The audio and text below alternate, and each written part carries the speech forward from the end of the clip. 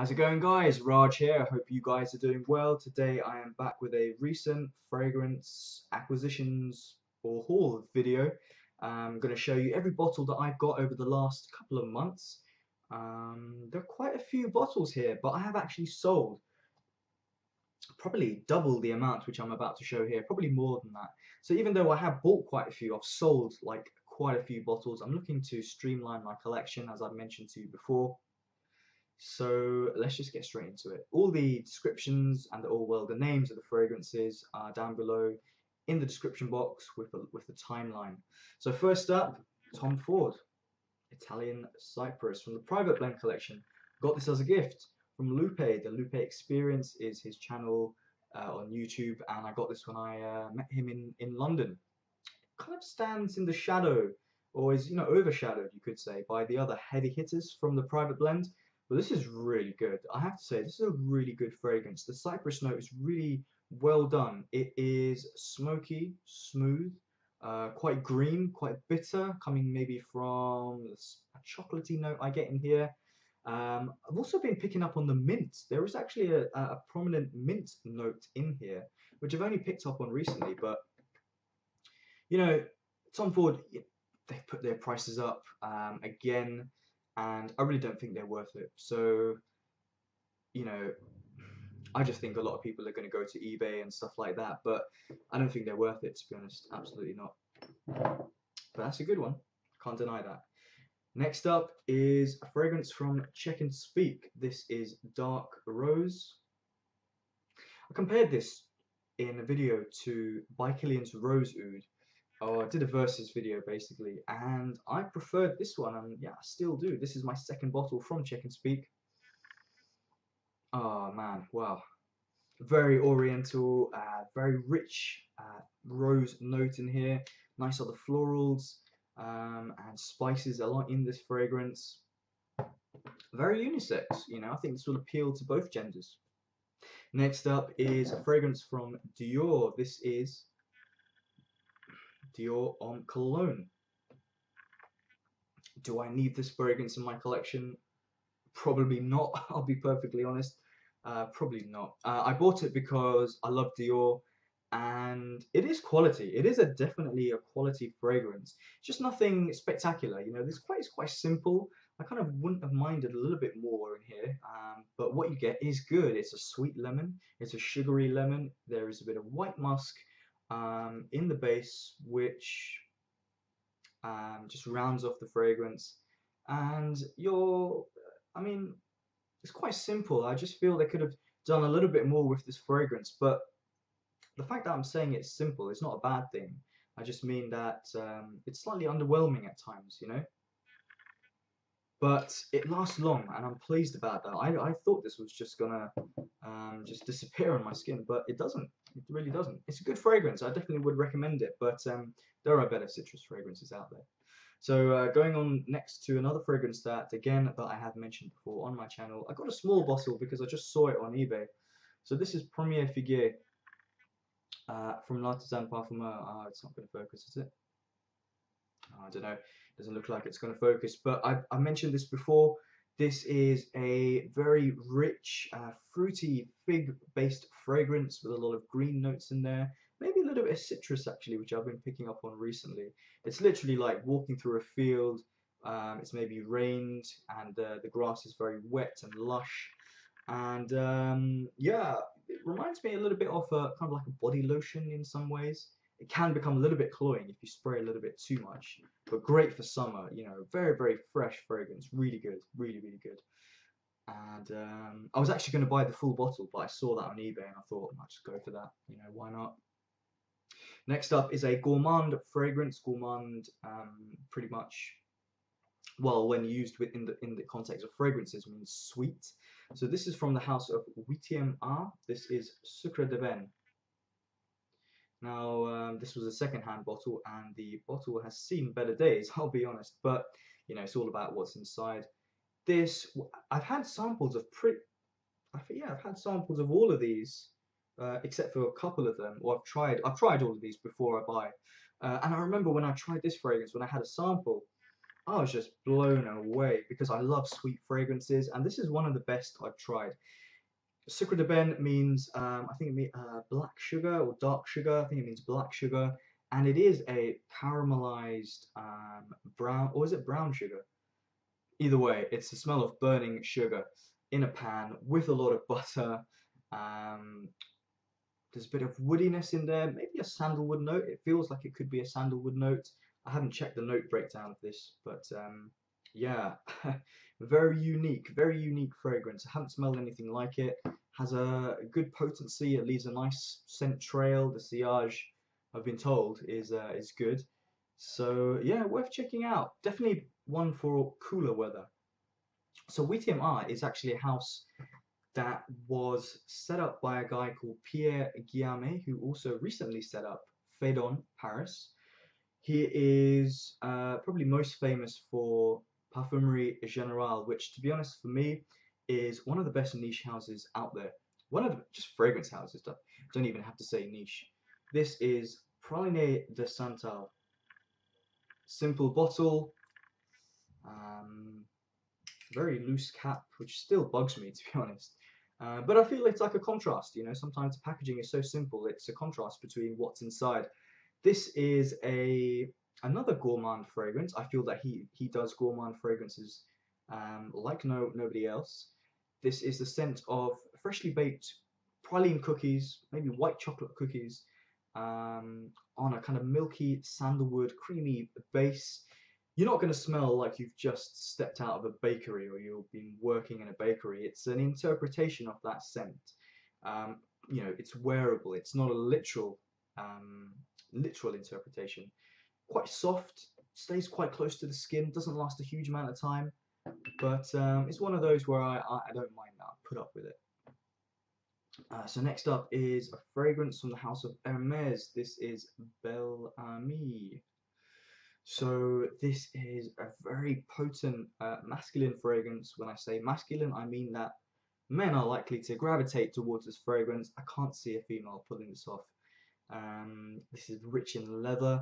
This is spicy from a cardamom note in here.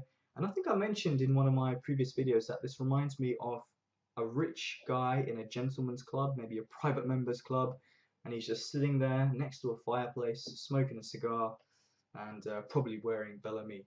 So, you know, if you're a fan of Pure Distance, or M from Pure Distance, or Roger Dub's Fetish Pour On, which is a fragrance I have, I think you'll like this.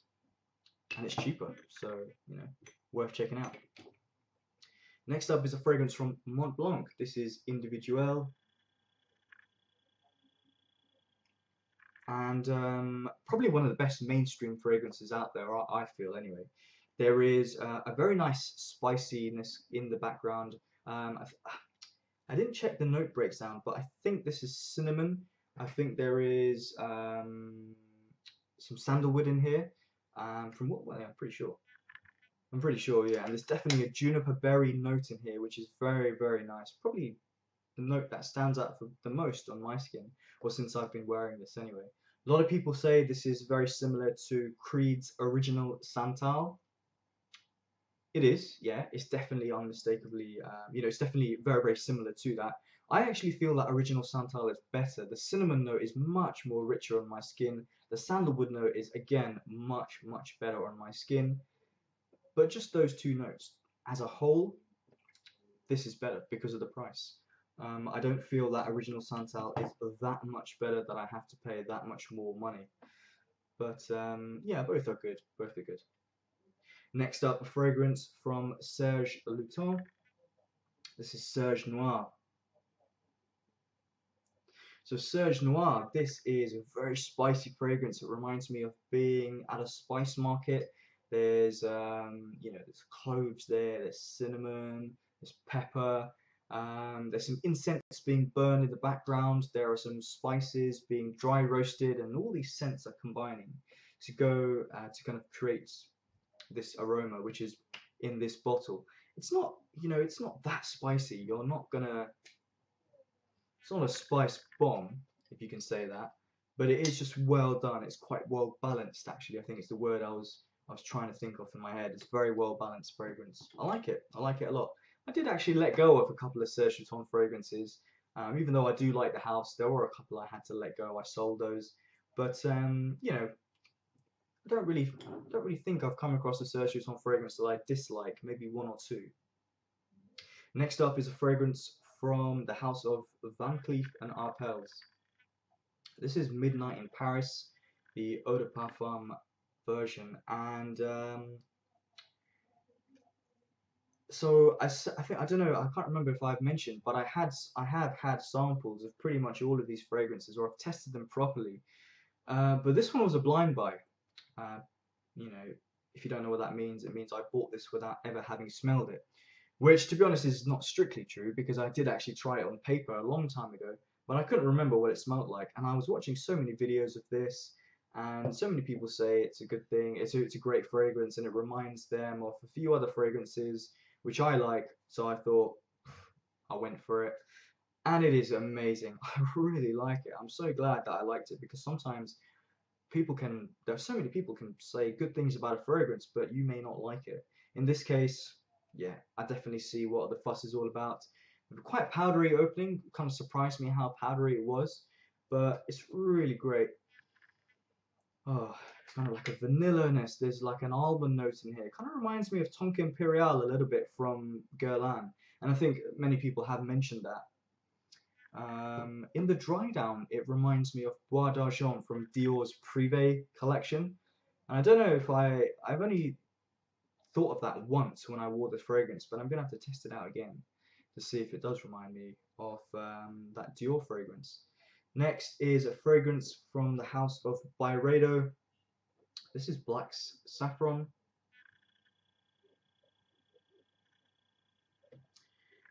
Me and Byredo don't really get on, if I'm perfectly honest.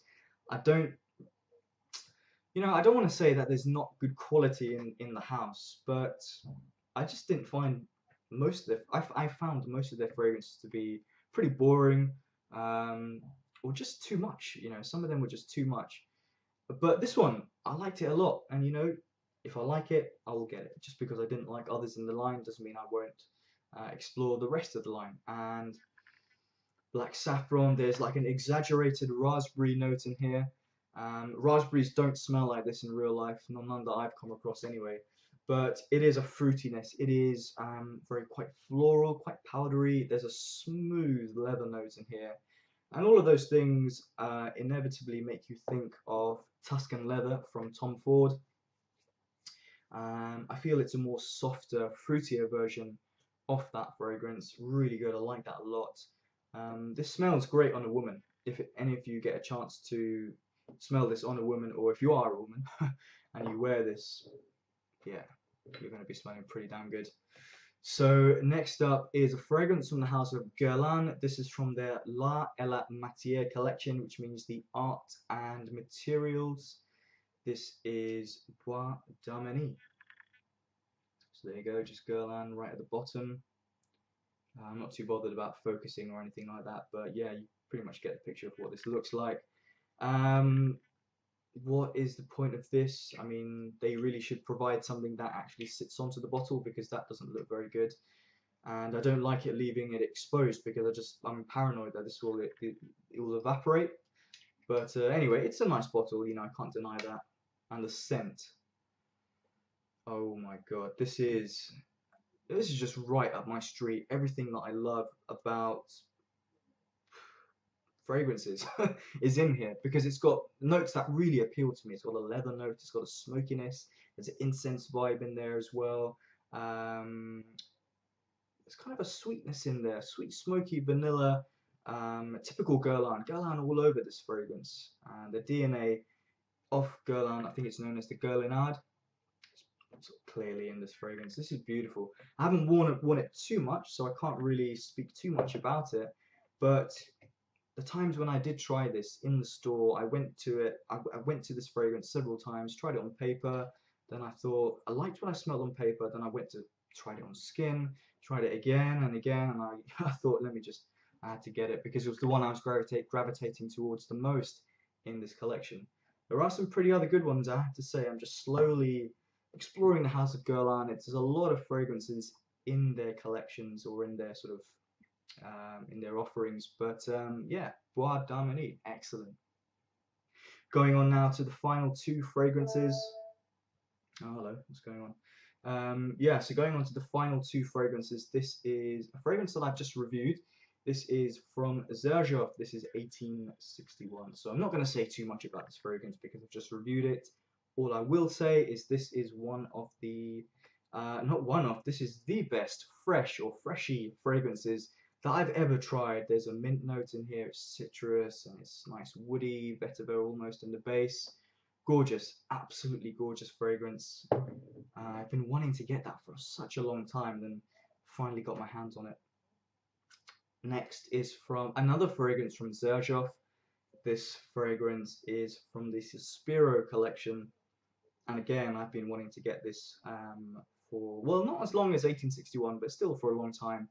This is Duetto. I'm still not sure what to make of this this whole bottle. It kind of feels a little bit over the top, but you know, it's different. You know, it's different. It's got a purple velvet lining, a very weighty cap. You know, I do like the Xerjoff caps.